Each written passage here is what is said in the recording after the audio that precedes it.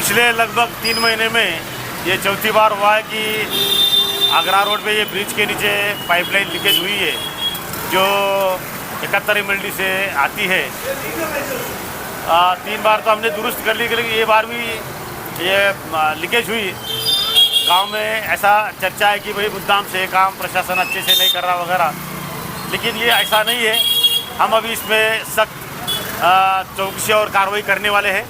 हम MGB को letter देंगे, स्काडा को लेटर देंगे, जिसने ये पाइपलाइन का काम है उसको भी नोटिस देंगे, सबको बुला लेंगे और क्या कारण हो सकता है ये इसका पहले तय कर लेंगे 2 दिन में, और जो भी इसमें दोषी हो उस पर कार्रवाई करेंगे।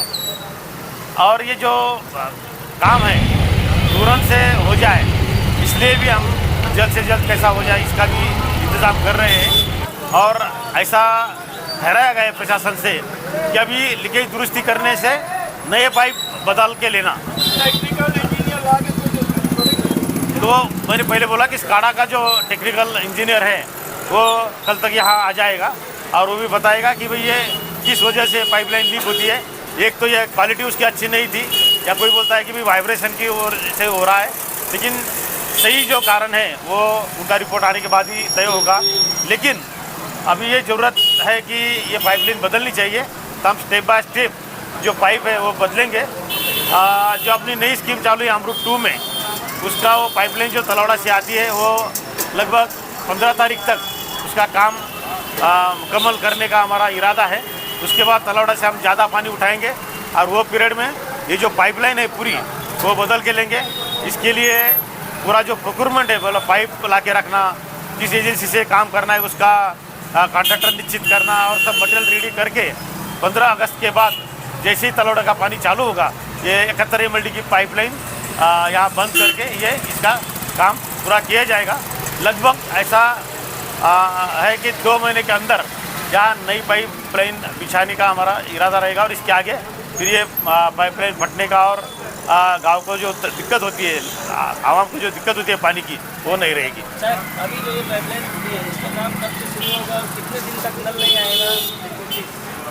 ये हमने अभी बुधवार से 29 तारीख से इसका काम शुरू होगा। 29, 30 और लगा तो 31, ये 3 दिन में काम मुकम्मल करने का हमने प्लानिंग किया है।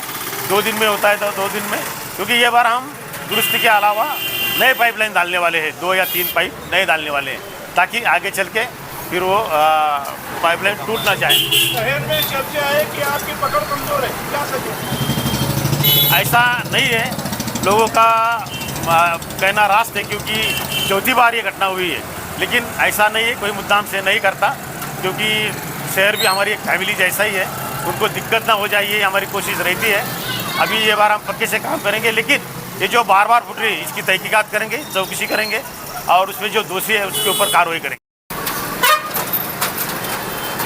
बार बार आगरा रोड पर ब्रिज के नीचे पाइपलाइन का लीकेज होने की वजह से आवाम को तकलीफ़ हो रही है और ये हम महसूस कर रहे हैं। इसीलिए आज खाली राजी साहब और मैंने आयुक्त साहब को, सिटी इंजीनियर को और उसके साथ में वाटर सप्लाई डिपार्टमेंट से और ठेकेदार, इन सबको बुलाकर यहाँ बातचीत की है कि प्रॉब्लम क्या है वो समझने की ज़रूरत है।